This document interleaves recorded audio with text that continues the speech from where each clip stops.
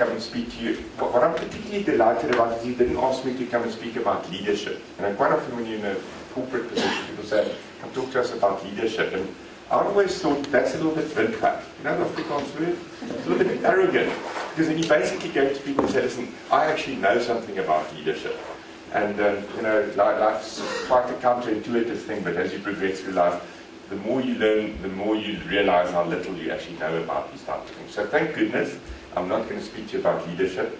Rather, I'm going to talk to you about something that's a personal passion, which is innovation. It's something that we also happen to do at FNB, so I get the chance to, you know, to brag a little bit about some of the good things that people have done in FNB. But really, it's one of those passions that I think can be very exciting for any individual in any endeavor that we do. The theme, if you want, is stuff the strong. Only the innovative shall survive. And it's important, I think, coming from me, that you can run a large company, it can be 30,000 people, it can be 300 billion. There's absolutely every chance that big banks are under serious threat. And I'm not talking nationalization. I'm talking that disruptive new technologies could come along any single day and completely take us out.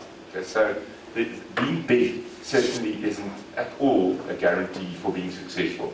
What you do want to be is adaptable and you want to be innovative. So stuff is strong.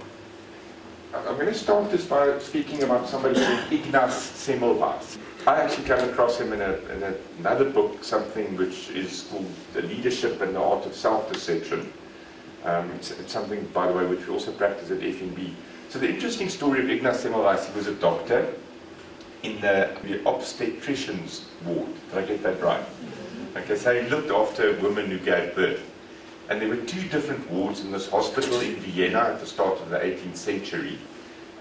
Possibly one of the largest and most modern hospitals in the world at the time. And it so happened that the mortality rate in the one ward was incredibly high and quite low in the other ward. So much so that women would beg on the streets, on their knees, please don't let me go into this one ward. It was a complete random assignment. It was, you know, one day of the week it was one ward and another day of the week the second ward. And Ignaz Semmelweis, who looked after both wards, he said, I'm going to make it my mission to find out why so many people are dying here.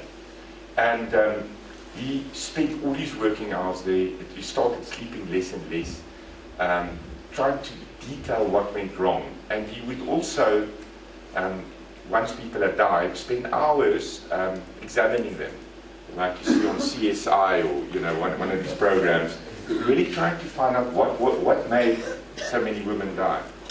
And he was close to breakdown when suddenly it dawned upon him that the problem was him. It's not the kind of conclusion that somebody who works hard and tries to solve problems often comes to. Actually, in a broader sense, it was germs. Okay? People didn't realize that through contact with patients, you can actually transmit germs. And the solution, by the way, was washing your hands. Okay? That's how simple it was. At that time, people, because you can't see germs, didn't know that something like germs existed. And he had become through working so hard and examining every single person who had died, he had actually become a carrier of germs. So it's an interesting little story. The reason why I'm telling it to you tonight is I think a lot of leaders deceive themselves. You try very hard to fix something, and sometimes the leader is the problem. Do not deceive yourself that you think you have all the answers.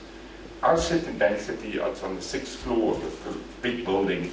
Now, I promise you, we don't have a clue of what the real answers are to the real issues that our customers face every day. And the quicker that you realize that, and the quicker that, I don't know, rulers of countries and heads of families realize that they just don't have all the answers, the quicker you can move on to get a solution. Next one is something called the ingenuity gap.